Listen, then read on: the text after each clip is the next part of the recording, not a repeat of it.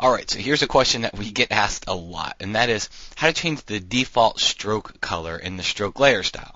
So you see we've got some text here. If I just double click on this type layer, I'm going to get the layer style dialog, and I'm going to go ahead and click on stroke. Now by default it always adds red, and if I move this out of the way, you see we get that nice red color here. Well, there's not a way to change the default here, but I'm going to show you a little bit of a workaround to do it. Go ahead and change your stroke color to whatever you want it to be. We'll use white for this example. And then maybe I'll even change this to inside. And now you can see we've got a white stroke around our text here. The next thing you do is just click on the New Style button. Okay? Give your stroke a name, so we'll call it 3-pixel white stroke. Okay? And then click on the OK button. And then click on OK once more. Now, here's the thing.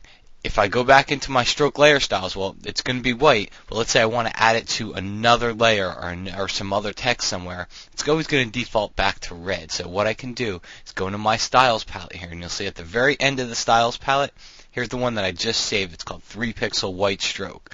So let's go ahead and we'll drag this layer style to the trash. And if I click on it, it adds that layer style for me. So while there's not a way to change the default in the layer style dialog box, I can't even talk today, there is a way to go into the styles palette.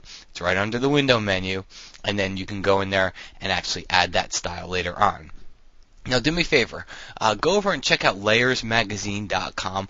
The folks over at Layers are really trying to do a good job, and they're succeeding in trying to make Layers not just a great Photoshop resource, but it's actually a great entire Creative Suite resource. And I know by the emails that I get from this podcast that people want to see more Creative Suite resources. So there's a lot of free tutorials on there, and there's also some stuff that you get exclusively if you subscribe only. So go check it out.